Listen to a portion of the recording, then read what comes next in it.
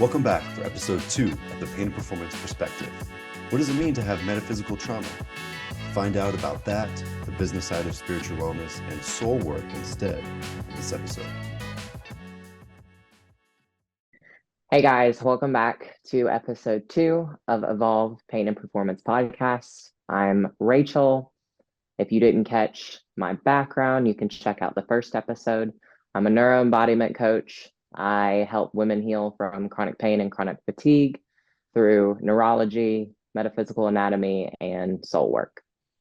Today, we're actually going to introduce our other co-host, Nick. So I'll let him take it away. Hey, good afternoon, Rachel. Thanks for letting me have it. I'm excited to give a little bit more about my background today for the audience at home. So maybe for the first few episodes, you can learn a little bit about us as we talk about these different subjects and where we're coming from. Just to get things started, I'm also a coach as well. I embody more of the athletic performance space. Been a bodybuilder a long time myself. I also had a small stint in semi-professional football and rugby, which maybe we can get into later. But I've did pretty much the same type of thing, everything under the sun, came down with a chronic illness and found refuge in learning about the different crafts that we have today. So are there any particular questions that you wanted to learn about my background or any particular place you wanted to start? I think I'd like to start, give an overall spiel about your athletic background and what drove you to end up in the bodybuilding realm. As a young child, growing up in Florida, I was actually really in love with martial arts. I was taking 2 different styles in swimming at the time, and it was good for me because my family was moving around a lot, and I was actually a big kid. I was actually quite heavy, and the karate and the swimming gave me a way to learn about my body and use it in ways that wasn't hard on the joints, and I wasn't hitting other kids or using any bats and balls. And in hindsight, it actually helped me develop kind of some self-discipline at an early age, kind of before I even understood what that meant. Um, Growing up, I started more of the team sports. You play the soccers on the Saturdays with your parents. Then it kind of gradually evolved into some track and field, football, basketball. Oh gosh, a little bit of everything. Ended up with some skateboarding. Followed through with martial arts to the national level. I kind of tapped out when I was about 15 or 16 because it started to get into more like international type competitions, and I couldn't afford to keep traveling around and getting coached outside of town. So I started to focus more on the team sports, but I noticed my kind of potential dropping amongst the other kids physically. Mentally, I could still keep up with them, and it was a lot of fun, but I wasn't, quote unquote, one of the specially gifted athletic kids. It was a small town. There was maybe a handful that you could tell were going to go on scholarships with sports further on. So I was starting to focus on other things towards the end of my high school career, even though I was, lettering in 2 or 3 sports at the time, having tons of fun with that. I knew I was going to have to find other ways to pay for school if that was the path I wanted to go.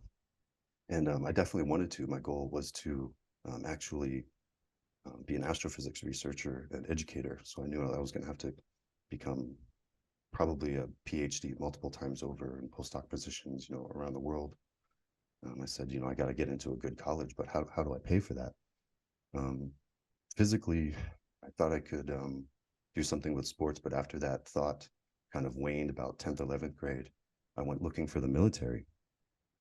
And the Air Force kind of became the most appealing option. And so my senior year, I applied to the academies and went out to the Air Force Academy for kind of like a week-long training expedition and doing some physical training and stuff out there. That was kind of the last good times in my life where I had no pain. That's why I kind of can bring it down to this point. It's quite nostalgic for me to get through this a little bit. For spending a week up in the Colorado Springs area after training in Florida, you can imagine the altitude hit me quite hard. But after a few days of kind of getting acclimated, I realized that I was, one of the best shaped cadets. Even though I wasn't a great athlete, the physical training was coming quite natural to me. it was more motivating for me to help out my fellow airmen than it was for me to just blow them all away. And some of the real athletes that joined the Air Force, you could tell, were just worried about their own times, and it wasn't about the performance of the entire wing. But really early on, I could tell that the idea with the physical training was raising everybody's numbers up, not just your own. That was the whole idea. And so that really resonated with me. And I found out that engaging in the ROTC world while at university was going to be a great combination of that, both while I could get school paid for. So unfortunately, I couldn't get into the academy. But fortunately, my grades and all the extracurriculars that I did was good enough to qualify for Air Force ROTC to go into university.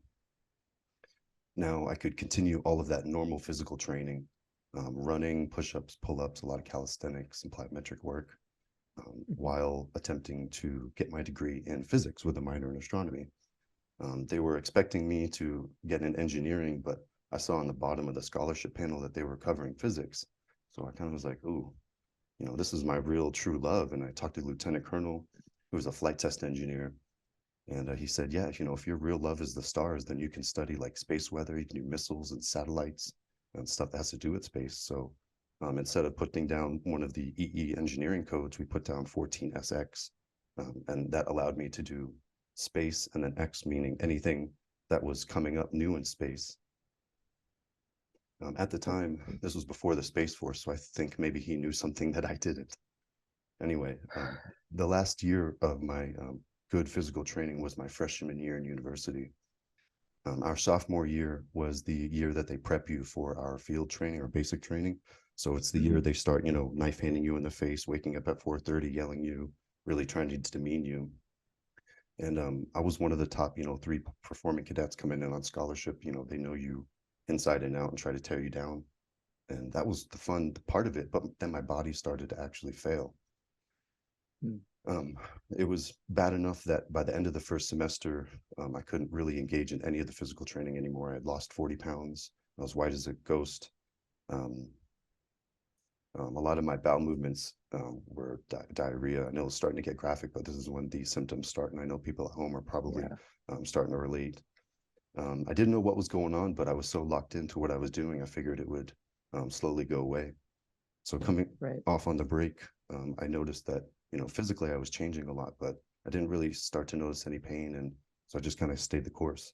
This was the end of 2014 at the time.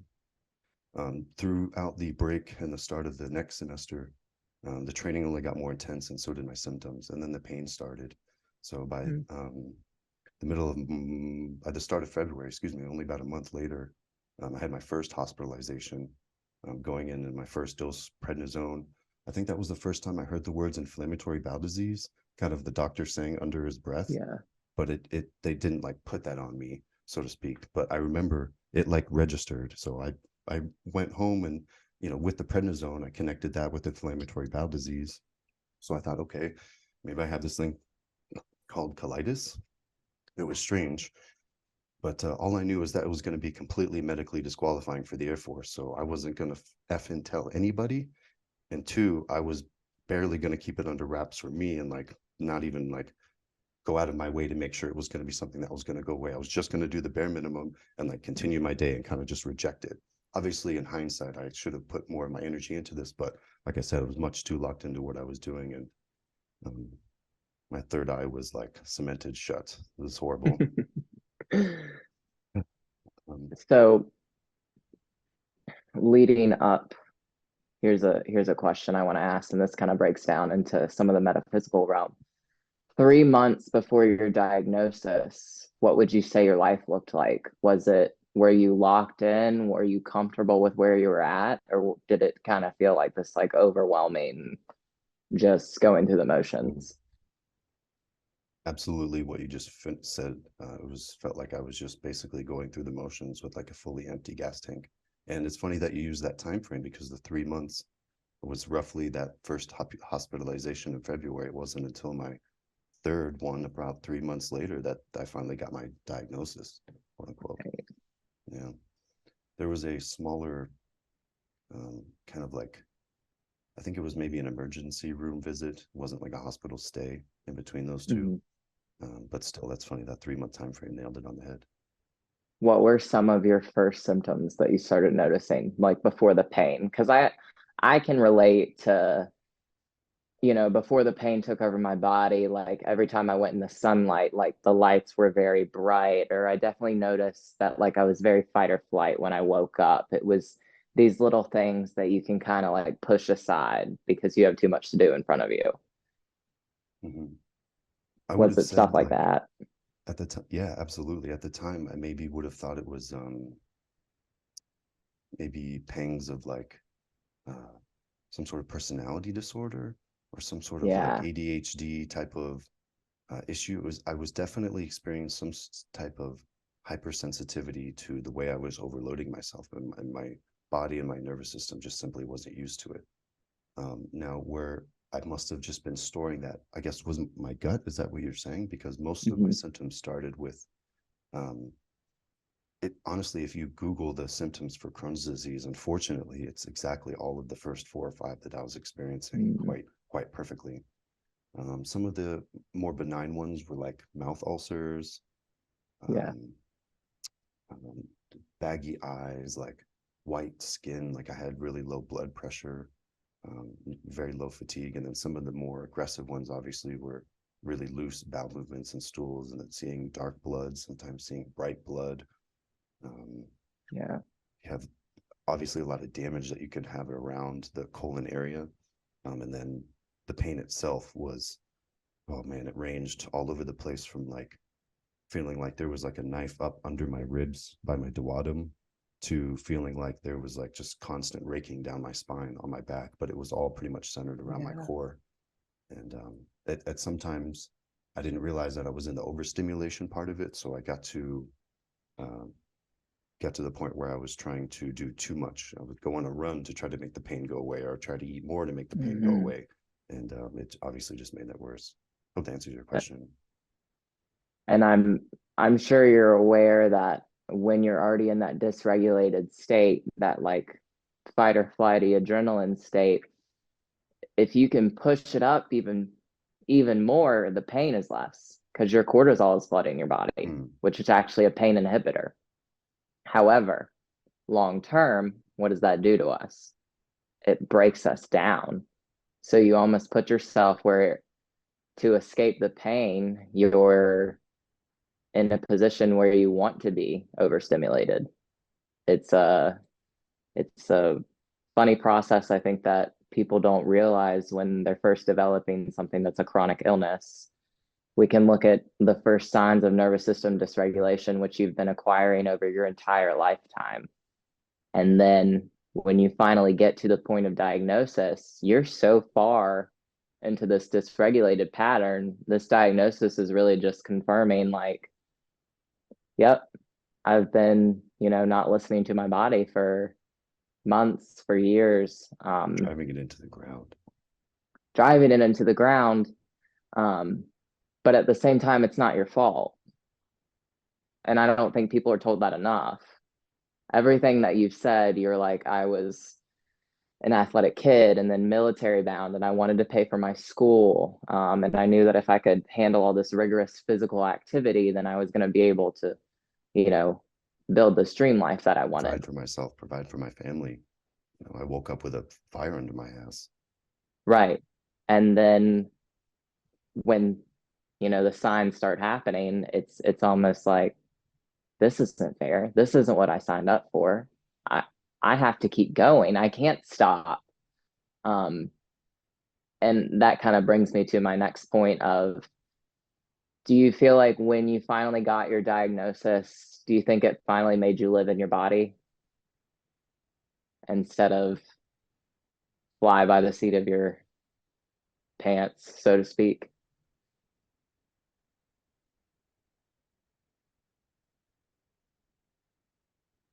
No, that's a great question. Wow. Yeah, it didn't hit me until the fallout from the rest of it happened, right? So Mm, I didn't care that I had Crohn's, but because the doctor said that to me, the Air Force really cared. yeah.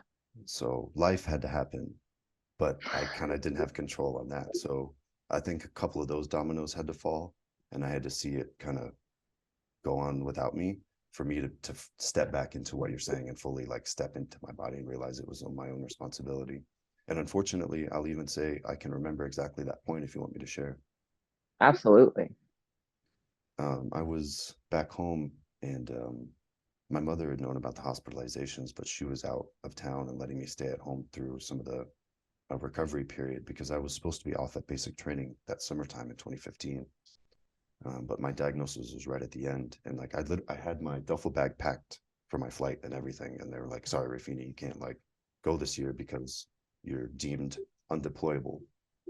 So it had to settle in for about 2 or 3 weeks. But then when I got back home for the summertime, I kind of had to figure out what I was going to do. And I was home by myself. And I was thanking my mom for staying here by basically cutting the lawn for her and like trying to do all the weed eating and just making it look pretty. You know, mama's like that, right? Right. Like the little things sometimes mean a lot, but for me, it was a lot to, I mean, I'm sure you can imagine anybody out there listening, if you're in a flare up in the worst period of your life, having to go outside in the Florida sun and humidity in the middle of May is like, it's a super burden. When I was a kid, you know, it's just something I did all the time for my mom and Gramps. And basically, I collapsed in the garage area, um, and I had to crawl over and close it while because the sun was just bearing down me, and I was like, I'm basically being cooked alive right now, and no one's gonna know that I'm just dying in this garage. And I started crying in the garage like by myself there, and that was the hallelujah moment where I was like, man, I'm learning now that I'm gonna save myself. It's just here's where it's gonna start, and now it's gonna take some time. And between me and you, and maybe for the listeners at home, PD came through the dog door, and he was younger at the time, and he started licking me and loving on me, and started wagging his tail, and I started laughing with tears in my eyes, and that helped me get up and continue that day. You know, get into the shower, cool down. Like I was obviously having a heat stroke on top of flaring up with Crohn's. So and that was, you know, weeks, a couple months later from my diagnosis point where I really accepted it internally. That's what you mean. That's it's fascinating because my story was very much an overlap in that too. I was living in South Carolina for an internship that summer. And if you've been in South Carolina in July, oh my gosh. Oh my gosh, it's so humid. You're Your like, eyes will like fog out when you walk outside.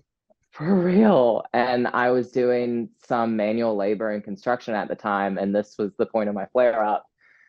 And I wasn't talking to anyone about it. And I would cover myself in this like menthol horse lotion because it made my nervous system. Because the percentage is higher than normal ones for humans because they don't allow it that high, Rachel. It's not safe, Rachel.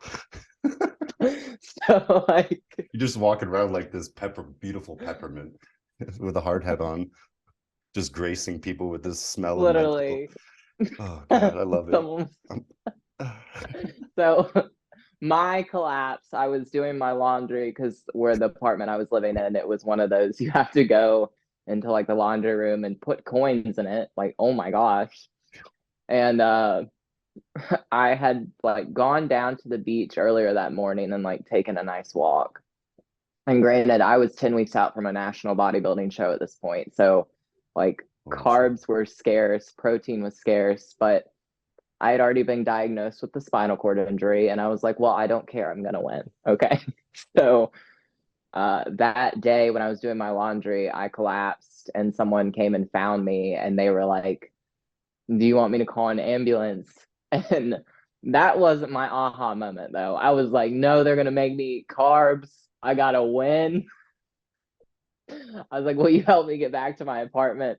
So I get back into my apartment and I'm like, do I have any food that's cooked right now? I'm like shoving tilapia in my mouth and like drinking Gatorade Zero, acting like that's gonna save me. And So at it's that from point, exhaustion and depletion, not pain at that point. Okay. Okay. well, the more I exhausted and depleted myself, the less pain I was in. So I Interesting. Going back would to the cortisol response you were talking about earlier. exactly. I What an would amazing literally evolutionary response that we have no idea that we're subconsciously doing that. We must be, right? so I mean at that time, like with the prep I was in, like I would use ephedrine every other day. I would use Adderall if I wasn't using ephedrine. Like And if you're in the bodybuilding realm, this stuff is normal. Oh yeah, for sure. So Yeah. someone who's not from bodybuilding would be like, why are you taking that stuff? You're Dude, bodybuilding, you're 10 weeks ECA out. stack is rookie. ECA stack is rookie That's shit. rookie stuff, right? So, I mean, it was that in conjunction with like I would drink a lot of Bang energy drinks or coffee, just like black coffee all the time. I was like frying my central nervous system, but I was when you're so deep in fight or flight, it feels like you're flying. So I didn't, whenever the pain would kick in, it was when I hit that like fatiguey, like moment. So I say all that to say, after that collapse, I never recovered. I Oh, that had was the aha to. moment. Mm. So, like during the collapse, I was like, well, it'll be fine. I'll be tired for a couple of days. No, I felt drunk going to work for the last month of my internship. And I was in the most pain of my entire life. I think the only thing that kept me going was that I had like an amazing body worker at the time who knew a lot about like myofascial release and trauma work. Um, Okay, well, that's a good segue back into you want to take that? Yeah, go ahead. That's a good yeah. segue. So I was going to say, a lot of the symptoms that you're talking about with your colitis was actually stuff I was experiencing. It felt like Hmm. my guts, it felt like it was like shards of glass whenever I would like be trying to digest food. Yeah, And yeah, even like right like, here, right through here. yeah, like right through here. And then it started to be more like my like ascending and descending colon. And I actually learned a lot of that was gas for me. I'm Oh, not saying that's for everyone, but kind of going into the metaphysical spiel of things. If you have a lot of gas that's feeling like shards of glass, that's showing me that you're not processing emotions. You're trying to bypass them. And when it comes to things like colitis, for the most part, from what we know, it's passed on from not only your parents, but your ancestors. And it has a lot to do with insecurities in your life. So when we first think of like insecurity, you're like, oh, well, I don't look my best, but it's much deeper than that. It's, that's the do you modern form have, of insecurity. right? Historically, security meant food, shelter, family, life. So even when you're talking about I'm going to college because I need to be able to provide for my family someday, and how am I going to pay for this college? Like you're just highlighting financial insecurity. It's like and you're and we what's sad is we treat money like it's the holy grail of things when our health is like the biggest abundance we could ever invest in. So we're doing it backwards, but it's because of the society we're in. The reason that I like started digging into the metaphysical anatomy, it was like, okay, cool. Like I'm doing all of these gut protocols. I'm doing the lymphatic work. I know polyvagal theory. I know all of this stuff, but I was like, why am I still sick? And like how do I overcome this? So once I started diving more into like metaphysical anatomy, which is discussing whatever physical symptom you're experiencing is passed on from some pattern, essentially. So healing can be quite simple. You identify the pattern and then you go, is this serving me? And you write down all the reasons that it is serving you or not serving you. And then anytime you start feeling that pain again, you go, all right, am I doing it again? So we've made healing this very complex, like, are you taking your magnesium? Are you taking your turmeric? Are you doing this exercise plan or this? And sometimes it's really like, can you just sit and like really think about, do you like where your life is at? Do you like the patterns that have been passed down to you from your family? Do you like that mentally you have to tell yourself that you're going to have to do XYZ to be able to support yourself? Yeah, this It's like, isn't just advice that you're putting out into the ether. This is advice that you're literally asking the viewer. You're asking younger right. versions of us too. Like I wish I would have heard these types of questions back then, because it would have had me relax, sit back, see I was just playing into the same generational curses. And, some people, I will say, some people can heal their pain with a diet change. And I'm super happy for those people. But some people like you and me, our diagnoses were completely life altering. I mean, you went from here's plan A, I gotta go to like, it wasn't even plan B. We're on like plan D right now. Because We're you're calling like, audibles, son. We're calling audibles on the field. We got a coach like on the sidelines doing this, and we're just like, nah. like, go over here.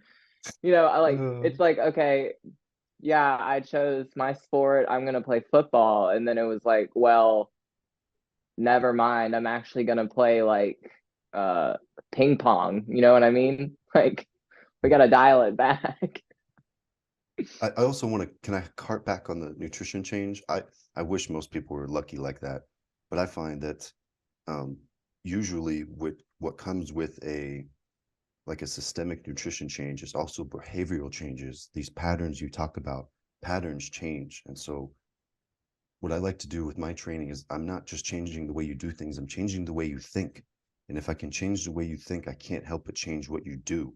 And what you do is who you are, what you're made of. I can't remember, there's like a quote in there for somebody that I stole part of that from, but I'm running with it because I've heard it 100 times. And I think that's kind of comes down to the essence of what we're trying to help people with, is those fundamental patterns. And so this is something I had to learn, and I'm still reteaching myself it every day. If you are making changes out of fear, why would you get better? Ooh. Yeah.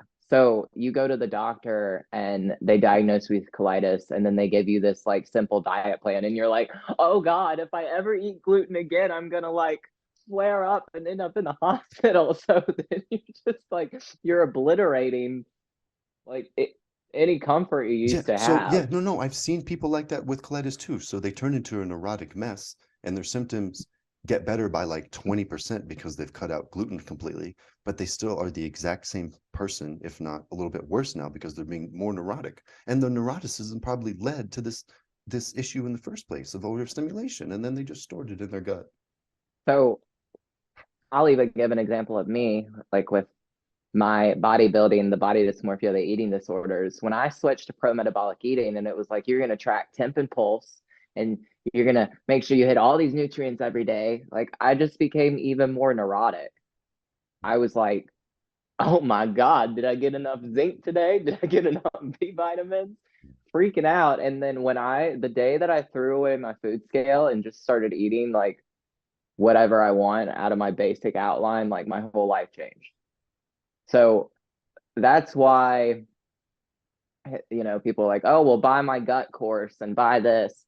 Why are we not teaching people how to like reconnect with their intuition? Yeah, what would be the take home point here for someone listening and trying to I touch think the take home point would be um, this metaphysical approach to the pain, and maybe some of the points of my story and your story resonating with them? when it comes to healing, instead of focusing on being healed, focus on who you actually want to be. Focus on like, so if you woke up and you could plan out the perfect diet for yourself, and it didn't matter what intolerances you had, what would you be eating? If you Hmm. woke up tomorrow and you weren't in any pain anymore, what would you be doing? I want people to think of it that way, not think of it in a sense of like, right now, I'm managing all of this. So the biggest take home point I would take is if you do look at it through a metaphysical lens, you're really going to have to dive into what patterns you keep doing that are just holding you back from a whole version of yourself. I could not have said that any better myself, really.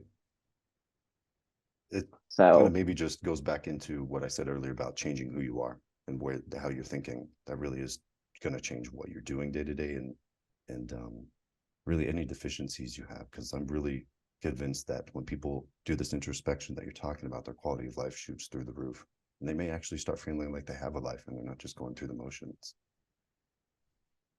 And I lost my train of thought. It was a It's really okay. good thought, and it just went. Give me a second. It's out the door. No worries. I think the points that you just made, anyways, were fantastic. Like very, very well put. Could you tell us any little bit more about this book or where to find it? That got you started on this. It's I wish I remembered her name, but if you look up Metaphysical Anatomy, We'll put it in the description. yeah, we'll put it in the description. Um, it's a little pricey, but it's a great starting point. If you're dealing with more like of a systematic issue, which any chronic illness to me is a systematic issue. Point. Something I will share with my own process. So I have been studying neurology for like the past 3 years. Um, Obviously, like the biggest milestone for me was being able to walk again. But I I was so miserable and so neurotic with everything I had to do every day that I knew that the way I was healing wasn't going to work. And after a lot of introspection, I had to finally, swallow the pill that all of this science-based practice was not going to heal me. I was going to have to heal me, and I was going to have to keep acquiring tools. So that's how I landed more in the metaphysical realm, as well as, I mean, really it's soul work.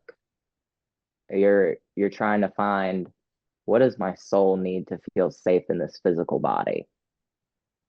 And when it comes to someone dealing with pain, That's your soul we need screaming at you. That's your soul screaming at you to your physical it. body.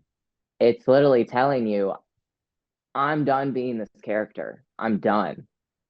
And I will keep giving you signals. I will keep making you wreck your car. I will keep making you lose your job until you freaking listen to me Yeah. and give me what I want. I want to interject here because maybe people can find that disconnect here between where the rubber meets the road with the science that we really like, but then where the rubber meets the road with true spiritualism and actually doing the work and the internal um, uh, requirement of introspection that's needed for this type of active healing. Like we don't stand for the woo-woo-ness. We kind of wanted to tie a point back from the first episode, maybe with the last 5 minutes here, about the business side of spiritual wellness. And that's the Yeah. type of people we want to warn about. It's just the ones that will tell you, oh, are you taking your magnesium? Go get the magnesium test. And you'll get lost in the neuroticism. And before you know it, you're 1, 2 years down the road with somebody, you're 50 grand down the drain, and you're worse off spiritually because you haven't done any introspection. You're juggling 10 balls. Now you've added 5 more and expected to get better at juggling. Well, sorry, I just wanted to And put that in here. I get a little worked up, well, obviously. I completely agree though. And I've been having conversations with people, my own mentors recently, and we have to shift from this paradigm of spirituality to soul work. Like, we're a lot of people, Spirituality's been hijacked for sure. it has. Now it's almost being shifted into like a religion, Oh, wow. Yeah. essentially. Yeah. Yeah. Yeah. When you think about it, it's a lot of conformity. And I make funny TikToks and reels all the time. And I was like, your meditation for the day could you taking a shit in the morning without scrolling on your phone. Like, we make this so complicated, and it's not. Like, my meditation today was like me petting my dog outside for 10 minutes, okay? Like, You know what? Maybe that's a good way to put it. Like all the old adages of the gurus you see in India, it's always something really simple, really confusing. It always makes the person question, like, wait, what am I really looking for? What is the truth? Chop wood, carry water. Chop wood, carry water. right. It's a very, even when you get into, I became a little neurotic with some of the metaphysical stuff, because I would be like, oh, my left shoulder blade hurts. I'm not, my feminine is screaming at me right now. My inner child is screaming at me. And then it was like, but what do you do with that? And so now it's more like, oh, my left shoulder blade is hurting. Have I done anything that I like today? Have I done one single thing that brings me joy? No. Okay, maybe I should like go for a walk to some music I like. Doing the We make small it stuff. so Yeah. we make healing so complicated, and we're like hunting for the next diet and the next coach. And sometimes really the biggest healing you can do for yourself is like sit on your bedroom floor and cry for a day. I was discussing with one of my mentors, when you're working in the realm of people in chronic pain every day and you see them suffering, and you can do nothing but witness them in that, and you can do nothing but offer them tools. But a year ago, if someone would have been like, I can give you this pill and it can take away all of your pain, I would have been like, God, yes. Now I would never want to do that for someone. I would be like, what you are going through right now is going to be a catalyst for something so much greater than you could have ever imagined. So I think people too, when they end up with a chronic condition, they really need to hear that, like, I know how much it sucks and I know you're suffering and I hate it for you, but please realize it's going to be so freaking magical when you get through this piece. Yeah, you're speaking to my soul, Rachel. I want to, if someone's listening to that at home, you know, don't lose this, right? Like you have to keep the open mind enough to want to see this through and see what she means. There's why does the dragon guard the gold? Because it's behind all your worst fears. And if you have an open mind enough to go and chase after learning about this, which means learning about yourself, she's right. What you come out on the other side with is this. It's not chronic pain. We like to call it a chronic power, this new Yeah. mindset that it gives you. Power over your mind and also your autonomy in the world. People don't realize how much I think of that is controlled externally. Anyways, we should wrap this up, Rachel. Tell them, where we can find you, what maybe we can expect a little bit next time. Sure. You can find me on my Instagram. It's at evolved_pain and performance, or you can find me on my website, evolvedpainandperformance.com. I am going to share, I'm doing a lot of rebranding right now. So my website is very up in the air, but in the next couple weeks, it'll be They can beautiful. always contact you through social media. We'll put all the links down below. Yeah. And how about you, Nick? Nick is also still a coach. Let's throw that out Yes, there. no, that's okay. I'm going to be putting out some information about a seminar I'll be doing in person. So we did decide and boil that down. It's actually going to be an in-person education seminar on training and nutrition, and then we're going to do some posing. So it's going to be two parts. I need to get someone that'll represent the female posing right now, but I'll put some information about that out. And I've got some videos coming soon, maybe on some digestion. So I'll leave that on a little bit of a cliffhanger and a teaser for next time. Thanks, Cool. Rachel. This was a lot of fun. I'm looking forward to the Thank next you. one. Yeah, me too.